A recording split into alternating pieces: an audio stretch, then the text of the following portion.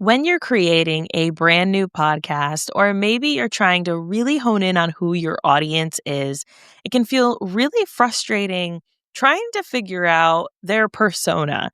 But today we're talking about something a little different that's going to help you understand all the different parts of your ideal listener by reflecting on yourself as well as your guests and so much more. Today we're talking all about intersectionality for podcasting, for content creating with special guest Lola. In this episode, she shares some really strategic ways that we can find more intersectional guests, be more intentional. We also define the word intersectional. So if you're like, wait a minute, what in the world does that mean? Going into all of that and even giving some tips and strategies around understanding your own intersectionality. And this is not just to do with gender or race. This is so much deeper than that. This conversation is going to be so good in giving you a deeper understanding of your listeners, your guests, and even yourself. Please join me in welcoming Lola to the podcast. Welcome to Podcasting Unlocked, the show for purpose-driven podcasters. I'm Alicia Galati, founder of Galati Media, and I'm here to share actionable strategies to help you amplify your message and grow your audience. Hello, Lola. I'm so excited to have you on the podcast today. If you could start by telling everyone a bit about you, who you are, what you do, and a bit about your podcast. Thank you, Alicia. My name is Lola. I'm based in San Diego, California. Born and raised in Nigeria. I am a mom. I am a scientist.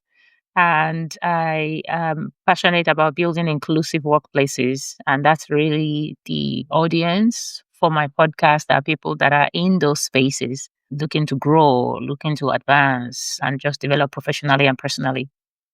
Love it. And that's such an important thing, right? I mean, we're seeing a lot of DEI stuff happening in the US at the time of this recording. We're recording it in March, and we're seeing a lot of that. But I know that the people who listen to this podcast genuinely care about, or at least I hope I'm attracting the right people, but they care about making sure that the content that they're creating is inclusive. I mean, we've had conversations about disability and making sure that you are, when you're creating content for your podcast, that you have transcripts, that you have your alt text for your social media posts, right? All of those things, but also making sure that you have an intersectional and inclusive guest list, I think is such an important part. But before we get into all of that, tell me a bit about your podcasting journey. When did you start? What was your kind of like, aha, I'm going to do this kind of moment? Yeah, so I'm not the techie person. I think starting a podcast is one of those things that I always thought is the techie. I think of it like I think of a DJ. That's very handy with the board. So when I think of podcast, I always thought this is their full-time job, 100%. This is what they do for hours every day, editing the podcast and putting the music. But I was researching for my book in 2022. So my book is called Thriving in Intersectionality, the name of my podcast. And I had gotten materials for the book through interviews. So I did a lot of virtual interviews, over 50 immigrant women in corporate America. I was trying to explore the experiences of immigrant professionals in the corporate space. And I enjoyed the interviews. Random strangers, most of them, some were referred by people, and we just got on Zoom like this and had conversations. And this was 2022. So I started interviews in 2021. So as you can imagine, all of these platforms were coming in. So most people were getting comfortable post-COVID. Most people were getting comfortable in the virtual space. So 2021, I did a lot of these interviews. And my editor at some point is like, I mean, you can keep going and keep interviewing, but at some point you have to stop. And I was like, I don't want to stop. I sort of formed this connection with these complete strangers, and we bonded over different things. And so I decided to stop the interviews, start my final editing and all that. But I wanted to continue the conversation. So right around the time that my book was launched, I started a podcast. And at that time, I called it Immigrants in Corporate, because I wanted to keep talking to more immigrant women like I did in my book. And then real quickly, I realized, what is the goal of my podcast, right? So I don't have to restrict it, talking about audience and inclusivity. I don't have to restrict it to just immigrant women like I did for my book. What I'm really talking about is people with intersectional identities, often underrepresented groups, and what they bring to the conversation. Of course, I have preference. If I see an immigrant, I'm always like, you need to come on my podcast. But not all my guests are immigrant. I had white women, single parent. I had veteran, black male. I try to look for, do you have something that gives you multiple underrepresented, minoritized categories? And how have you thrived despite all of that in corporate America? Immigrants Incorporate for one season, and then by season two, we rebranded it Thriving in Intersectionality, because I wanted to make sure if this speaks to you, if you feel like I have multiple identity categories that could have been barriers, but I thrived. I would love you to come and inspire my audience of early career professionals. So now we have Thriving in Intersectionality. And yeah, we try to release episodes every month, but it's hard. I get it. Life happens. So I'm curious, what was some of the feedback that you maybe got around that transition from season 1 to season 2? I think my biggest feedback was being able to expand on what the word really means, right? Intersectionality is a very big word. And maybe I use this so much that I'm also losing the fact that a lot of people is new. I just interviewed a guest who was saying, I'd never heard the word prior to you approaching me. And this person is from Iran. She's a career mom, successful executive, right? Entrepreneur. And I'm like, you have so many of these layers. First female under 40 in our industry to reach executive level, right? So this badass person. And she said, I'd never heard of the word until you approached me. And I think one of the feedback that I got at that time was I started attracting people that knew what the word meant, right? Because initially it was Immigrants Incorporate, and so only immigrants wanted to come on, right? So it was almost like if I'm not an immigrant, this doesn't apply to me. But when I changed the name, people felt like, oh, this makes so much sense. Like I see, I hear it, and I always opened up the podcasting. What does intersectionality mean to you? And what are the categories that define you in your own words? I feel like me opening up that lens allowed people to kind of understand the word in a different way. Oh, I love that. I love because typically we'll see someone go from broader to more niche. But I love that you were able to kind of flip that and say, actually, no, I want to broaden the amount of people that I'm talking to, which makes sense for your audience, Right. right? Like it was a very strategic move. So for people who are like, well, now I want to know a little more about this word, intersectionality, can you give us some more examples and some definitions maybe that you've got, especially from your book? And of course, everybody go check out Thriving in Intersectionality by you. We'll make sure we have it linked in the show notes as well. But if someone's wondering, hey, I'm kind of curious because I might have seen that word flying Hmm. around, maybe around the idea of intersectional feminism, but what does it really mean? Yeah, no, thank you for that question. Again, I think it's one of the words that I've used so much in the last 3 years that I have taken it for granted. And I'm so grateful for my last guest that kind of took me back to don't Yeah. assume everybody knows it. So, intersectionality itself was coined by Kimberly Crenshaw, and it's a newer word. And I heard it's been used before, but it was primarily used by Kimberly around Black women experiences. And it was sort of like looking at the intersection of gender Mm, and ethnicity when it comes to barriers, right? It's not just additive. It's not just I'm a woman and then I'm a Black woman. It's there's a lot around your race and there's a lot around gender discrimination. These two things coming together is, the barriers, the impact. yeah. So it was used more around Black women experiences. But now, of course, the definition has been, so if you look in the library definition, it's usually around gender and ethnic, but now it's being used in a broad sense to talk about often social minoritized categories, whatever those Mm, groups are. Like it could be disability, it could be gender expression, it could be parental status or income category, right? So it's just talking about all of these things that we always look at in isolation. The thing is, every one of us is an intersection of a few things. You're not a monolith. You're not just like here as a Black person. You are a Black woman, mom, sister. And I think, okay, talking about taking it to my guest, I think that was one of the best usage I've actually learned by interviewing my guest, because what I was doing was, of course, you hear the intro of the podcast and then I read their bio. But when we get into conversation and I ask people, when you think of the term intersectionality, what are some of the categories that describe you? I always go in with my own bias. I allow myself to freely think about what I'm thinking about this person that I don't know. One of the most enlightening episodes that I had was a guest who, obviously, her name is Indian, right? So I'm expecting that she would lead with, I'm an immigrant. She did not use that word once. The Wow. biggest word that resonated for her throughout our conversation was, I'm a leader. Very interesting. She led a team of 500 people. She was the firstborn in her family, firstborn of 5 kids. And so she talked about this role of leadership, something that has been top of mind for her since she was a child. And then she Yeah. talked about how she's still leading in her family, leading in the workplace, how she takes her leadership role into the people she mentors, right? So for her, intersectionality, she's thinking about my role as a female, my role as a leader.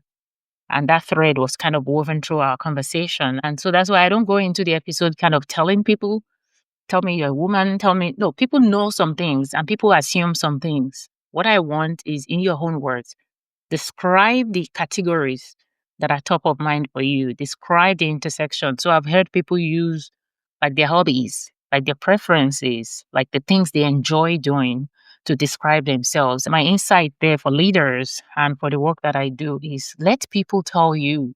You don't choose how people feel belonging. What's important for everybody is different from what you see. So create the spaces so that people can show you what they want and what they need. I've learned so many usage of the word and how people really see themselves and what's top of mind for them. Ah, that's so powerful. I love that. And I'm even thinking about, as content creators and as podcasters, how can we show up with all our intersectionalities, all of our different parts to attract the right people? And when we think of our audience, I think a lot of people tend to say, oh, well, it's a woman who is a new mom and she maybe doesn't have a lot of support at home, right? Like there's the we put our listener into these boxes, Right. but sometimes it's just a matter of getting on the phone with someone who has been say, "Hey, I've listened to your show for the last 2 years." I know I'm starting to get a lot more of those Mhm. where people will get on the phone with me and they're like, "Oh, I've been listening to your podcast and I love it." Like those would be great questions to ask them to get more in-depth information about what it is that makes them then and to show that interest, and then also to help you create later what content you want to create, keeping those people in mind and their intersectionalities where you might not think, oh, I need to have this kind of guest on your show. But once you have a deeper understanding of the real struggles, right, because of their intersectionalities that your listeners are going through, it can allow you to then seek out the right types of guests. So, oh Right. my goodness, this is so cool. It's funny as you're saying that, I'm thinking of, so I have this thing that I also do, and I haven't thought about it through the lens of intersectionality before, but I have it's a women's group, it's a church women's group, but there's not a Bible study. And I started these because I was looking for a space to connect with I felt like my church women group catered to older women Mm, because they always had in-person programs in the morning. Like, come on, some of us have little kids. Like, I can't yeah. come for a coffee meet. And so during COVID, I started this virtual group. Every week, we're coming together and we just check in with each other and then we pray over each other. And one of the things is, the name is called CPR. It's Career, Purpose, and Raising Kids. And CPR, when I was coining the name and designing the group, I'm thinking of people like myself, moms that have little kids, that have careers, and that are married. That was an intersection that I assumed. And then when we started coming together, we have a solid group now, been together for a few years. And some people have gone through divorce. Some people are single parents, even coming to the group. Some people are parents to adult kids, right? Some people, we had a member who just had a baby, a second baby, right? And so for me, the heart of the group is still the same. Yeah. We wanted people, career professional women who have kids. That's the commonality, is like, we got these little humans that depend on us, and we got career. And at the center of it, we have our career, our raising kids, and we have purpose. We're trying to fulfill our purpose. So it's not a parenting space. It's more of how can I fulfill my purpose with all these responsibilities around my work and my kids. Yeah. And that even goes to like your content and your Right, podcast, right? You're not just saying, oh, career people who have made it. right, Right. And I think that a lot of times when people start podcasts or are maybe rebranding, when they're going through a rebrand or trying to like say, okay, here is my audience, they, like I said earlier, try to put them in a box. right, It's like, right. There's no, no how clean can ball. we, yeah, how can we Yeah. put more nuance to our Mm, conversations, more nuance to the topics that we're talking about. And no, we're not saying veer completely off topic and talk about your pets, right? Like if it's not a pet podcast, mhm, but find ways to share how you're nuanced as a person, pull out from your guest how they're nuanced, right? And what their interests are, even beyond just the conversation. And I think that's one right. reason why I really love those, and we don't do this here on this show, but I do love the podcasts where they have those rapid fire questions at the end where it's like, Yeah. what's your most embarrassing moment, right? Or something Oh like that, gosh, right? please don't do that No, here. I'm not going to, I promise. But it just gives more depth to That, the person of yeah. like, Hmm. they're not just this one thing, like your example, like you're running you have that church group that you're doing and you have that community. And I think as moms, especially, people tend to put us in the mom box and that's Hmm. it, right? And as Right, someone who has always had a career and been a mom and was like, no, I don't want to be a stay-at-home parent. I want to be doing my job. I need right. that to feel whole. I need that Exactly. to show up And better for if it's my a kids. stay-at-home mom that is the target, then call it that. But Right. don't assume that all moms are stay-at-home, right? Like there's different boxes we could put. We could niche our audience, but I think the more we open our mind to the interpretation, then we're also open to evolve our podcasts and our Yes. target. Yeah. How can we, as hosts, make sure that we are drawing in the right types of guests that have some intersectionalities? And maybe that's a matter of putting something on our intake form or being in spaces with people who have different intersectionalities than us. But what are some of those tips in drawing more diversity into our hosts so that we Mhm. can meet our audience where they need to be met? Well, I probably need to do a lot more work there because I love you talking about, yeah, occasionally I'll talk to somebody and they'll be like, I listen to your podcast all the time. That always feels good because podcasting, you don't really hear feedback from your audience. Yes. I think one of the things that I noticed after my first year was I wasn't doing a good job following up with my guests. I started doing that. I created just, once the episode is out, I created a follow up email. Hey, the podcast episode is out. But I have a follow up, right? Like, thank you. Your insights around these really contributed to this for my target audience of Nice. these. Do you know anybody in your audience that should be a part of this conversation? And then I give them a call to action based on our conversation because now I know who they are, I know what they do, and then I have ideas on how to keep pulling them in, not just into my world, but into the work, right? Yeah. Because a lot of the people that I do, they are sort of looking for ways to make impact, to give back. So I think the follow up to the guesting is very important. I'm trying to not a generic automatic message, but something very thoughtful while the conversation is still fresh that I try to put together about this conversation and the next step for the person, even if it's resources. If based on our conversation, I'm like, oh, these three things came up as we were talking. I think this would be great for you to check out. Just send it to them. And that's how we keep the circle widening. Then also putting ourselves in our audience shoes. I think Yeah. the more we learn, the more we need to try and understand what's my audience thinking, because that's where we get out of the box.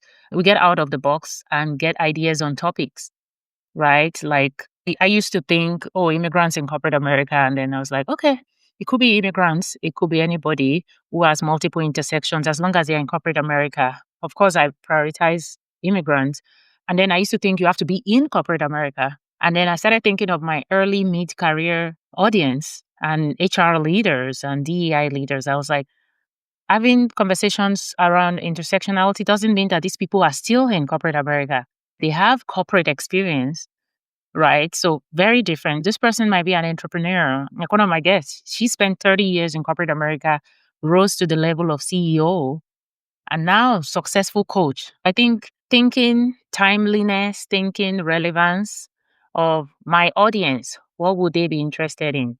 You have a podcast about, I don't know, handheld, making things, doing something practical with your hand, but you're hearing in the news, there's DEI buzzwords.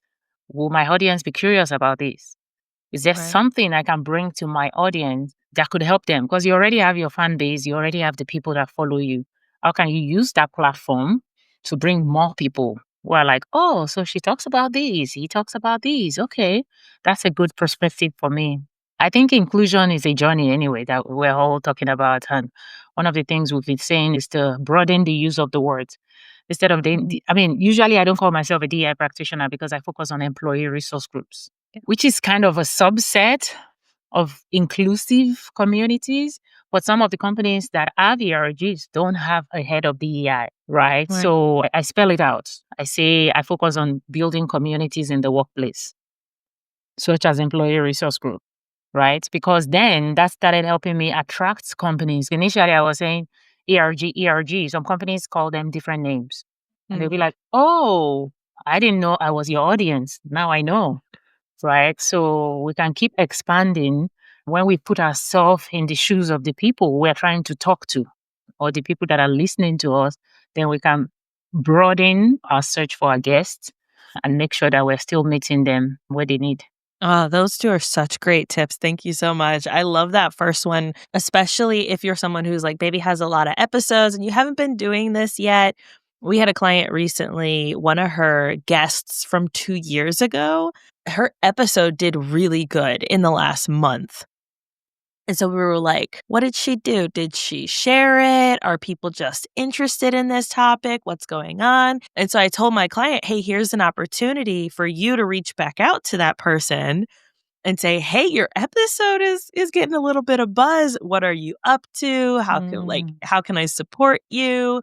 If you've shared it, thank you so much. Right. And so these are opportunities that if you have a weekly show, then when you are looking at your information, your data, your podcast stats, you can say, oh, this person's episode is doing really good. Let me reach back out to them and say, hey, your episode's doing great. I'm so excited. Right. And it Yeah. is a way to highlight them, to showcase that you're excited about it. You can share it on social media, right? And say, hey, this person's episode is doing good.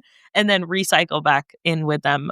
You know, that's a good takeaway for me actually on this now. I'm not the analytics person. I do look at the analytics every once in a while. I could do more with the follow-ups because I have, I think 2 or 3, we have 78 episodes. It's not a lot. But I think I have 2, 3 episodes that were like my top downloaded episodes. And I'm thinking, I don't think I've ever followed up with those 3 guests. Now that you Yeah. say it, I'm like, did they do something different or were people just really loving the content of our conversation that they worth exploring? Yes, of course. Everybody take that tip, right? Like it's such a good one. And I think that it's such an underutilized thing because sometimes we look at our stats and we're like, what do I do with this? I know. Right? Like here's an easy, quick way to just take that information of, hey, this person's downloads did really good this month. Let me reconnect with them on social media, send them a quick DM. Just send them a Right. DM and say, hey, your episode's doing good. I just wanted to Yeah. check in with you. How are you? And so, quick tip and super easy. Lola, this has been so much fun. And I'm so happy that we were able to have this conversation. I know our audience took some really great strategies away on making sure that they're, understanding their own intersectionality as well as their listeners and their guests and some ways to really get some more better guests that are aligned with where we want to take the content of our show. Thank you. If someone wants to connect with you, get to know you, check out your stuff, where can they find out more about you? Thank you, Alicia. I Yeah. had in all the 70 something episodes, I've only one time had one guest who reached out after the episode to say, hey, I'd love to see how our episode did. She reached out 2 months later. And I thought that was interesting. Like a lot of us were podcasting and we're podcast guesting. Do we actually follow up? And so Yes. she reached out and she's like, hey, Lola, how are you doing? I wanted to check and see how our episode did. Did you have a lot of engagement? Of course, I didn't have enough information to give her because it's a podcast, I can't really like track demographics, but it forced me to go back and check our episode. And I think our episode was actually one of the really good ones. Me to go back and Nice. look. But I thought it was really interesting that we don't talk about the audience behavior that could maybe give us some clues into the kind of people we want to target. So that was a side note. But I if love anybody it. wants to find me, I'm always on LinkedIn. LinkedIn is where I hang out.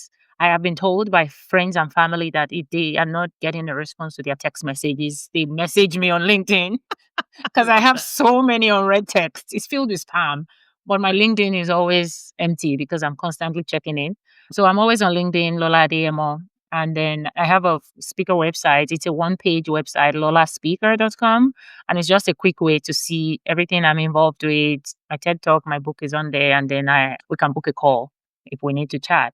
Or if you are immigrant ally, we also have a community space where we hang out every month. It's immigrantsincorporate.org. It's free to join. We're hosting professional development sessions every month and networking sessions. So feel free to join, and I hope I'll see you there. Awesome. And we'll make sure we have links for all of that in the show notes and the description on YouTube. So Thank you. if you are doing other things, go ahead and check those for those links. Thank you so much, Lola. I appreciate you. Thank you. Have a great day.